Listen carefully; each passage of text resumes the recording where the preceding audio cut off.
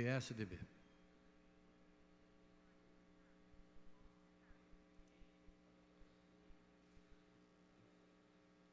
Senhores deputados, senhora deputada, o assunto que vou discorrer hoje é um assunto que tem afetado diretamente todos os brasileiros e tem sido motivo de alguns protestos justos na questão de protestar, mas injustos a quem protestar, deputado Mauro. E é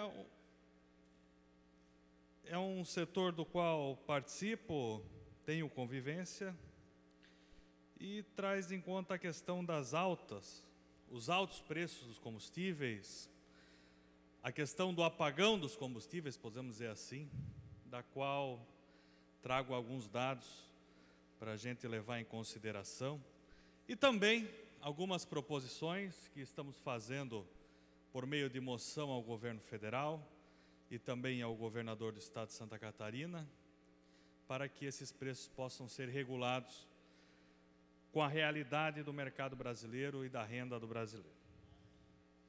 A alta nos preços do álcool e da gasolina influenciaram o Índice Nacional de Preços ao Consumidor Amplo, o IPCA, em 62% do que o IPCA foi em abril e março. Ou seja, praticamente anular o efeito da desaceleração no preço dos alimentos. O preço do etanol subiu 10,78% em março e atingiu 11,20% em abril, e já acumula 31,09% esse ano. Com isso, influenciou o preço da gasolina, que ficou 6,26% mais cara em abril, após alta de 1,97% em março e valorização de 9,58% ao ano. O consumo de derivados de petróleo ultrapassou a produção. Isso fará com que a Petrobras tenha um déficit de 18 bilhões de dólares nesse ano, enquanto em 2010 foi de 13 bilhões de dólares. Os gastos a mais com a importação de derivados de petróleo para suprir o mercado interno. Portanto, estamos vivendo um apagão dos combustíveis. As refinarias da Petrobras não refinam combustível suficiente, restando então importar. E que no ano passado o saldo da balança comercial, que foi de 20 bilhões de dólares, poderia ter sido 64% maior se não fosse o rombo provocado pela importação dos combustíveis. Em 2010, pela primeira vez, desde 2000, ou seja, 10 anos depois, o país comprou mais derivados de petróleo bruto, mais derivados de petróleo do que petróleo bruto, pois foram adquiridos 27,38 milhões de metros cúbicos de derivados, ante 19,66 milhões de óleo bruto, conforme os dados da ANP. E que no ano passado o Brasil consumiu 117,9 milhões de metros cúbicos de derivados de petróleo, número 11% maior do que produziu. A situação tende a piorar nesse ano, fruto da frota cada vez crescente e maior de veículos, o que é bom, mas que precisa de sustentabilidade. O Brasil é autossuficiente na produção de petróleo, mas extrai o óleo tipo pesado, que é menos adequado para o refino da gasolina. Por isso precisa importar o petróleo leve. Portanto, além do petróleo leve importado, a Petrobras importa em ritmo crescente derivados, já prontos devido à demanda do mercado aquecida, muito além da capacidade de produção das refinarias. Os postos de combustíveis, por sua vez, junto com os consumidores, são vítimas dos aumentos dos preços do etanol e da gasolina. Quem se indigna com o valor cobrado na bomba de combustível muitas vezes não tem ideia de toda a cadeia de produção e distribuição. O etanol anidro, aquele adicionado à gasolina, subiu 182% nas usinas entre junho de 2010 e abril desse ano, sem incluir fretes ou impostos. Só essa alta provocou uma elevação de 19% no custo da gasolina, devido à adição de 25% de álcool anidro. E a alta de 19% sem levar em conta os impactos tributários e as margens, que são também em efeito cascata. Nesse mesmo período, as distribuidoras venderam a gasolina 14% mais cara aos postos, que repassaram suas majorações em 11% a mais, segundo os preços médios apurados pela ANP. Tais aumentos, muito significativos para os postos de combustível, têm sido absorvidos para não perder ainda mais as vendas.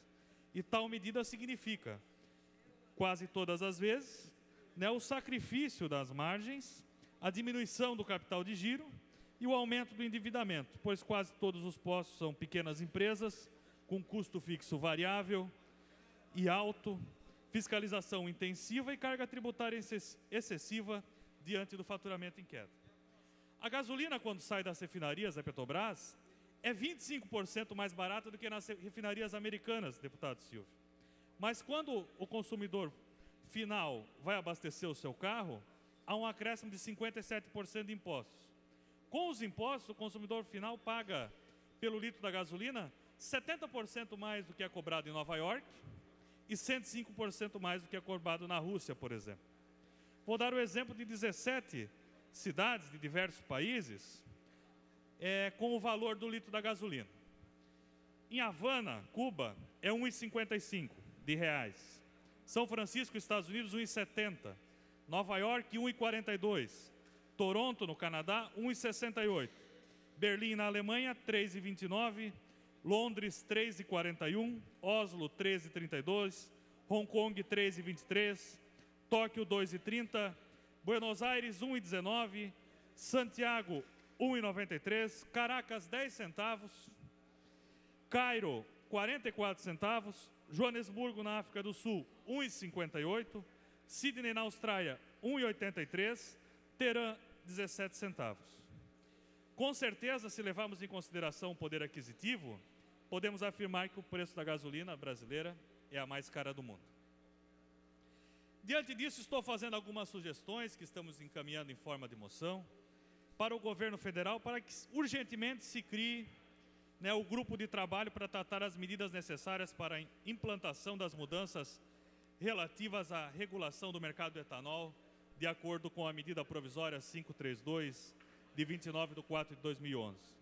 Grupo a ser gerenciado pela ANP, tornando-a responsável por toda a cadeia de produção, movimentação, abastecimento de biocombustíveis no Brasil.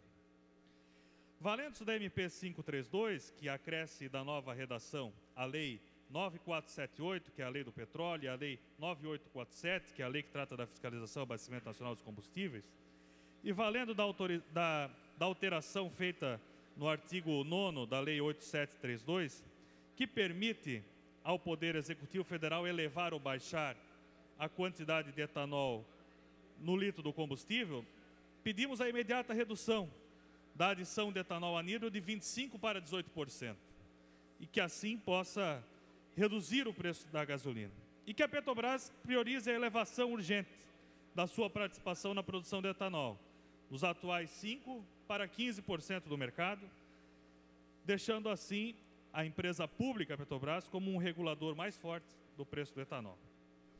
Que o governo federal edite uma medida provisória para enquadrar o etanol, que é considerado hoje um produto agrícola, como um combustível, e que tenha o seu preço regulado também pela ANP, e não mais ao sabor dos interesses da iniciativa privada, dos usineiros, afetando diretamente o bolso do brasileiro.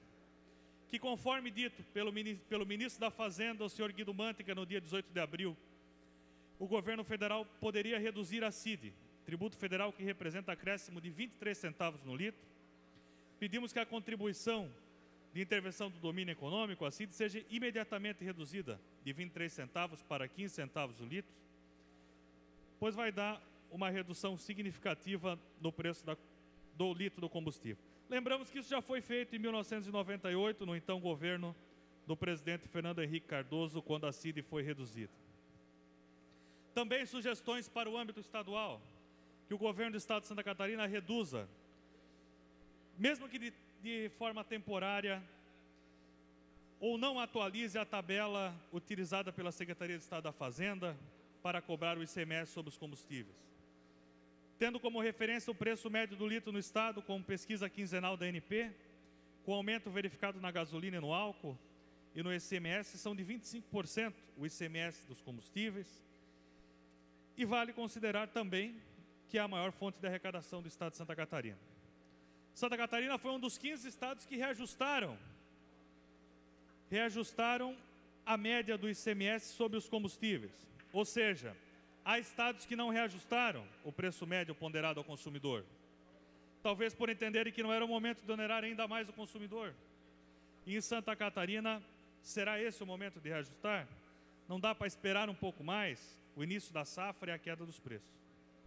A atualização do ICMS vai gerar um acréscimo ainda maior, em torno de 5 centavos no litro do combustível, que num tanque de 50 litros, consideraria-se 1 litro a mais, num carro popular, 11 quilômetros a mais rodados.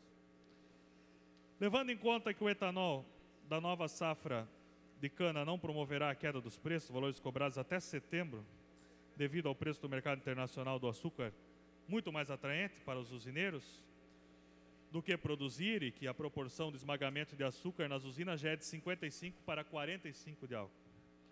Resumindo, a partir de setembro de 2011, corremos sério risco novamente de desabastecimento de etanol e novos aumentos do preço da gasolina e o álcool.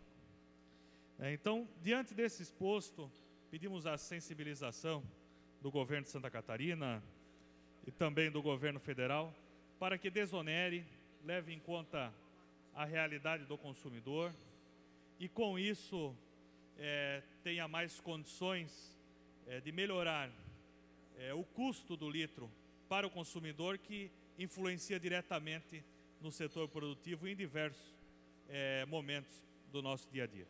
Devido ao tempo ainda com o deputado Edson Andrino,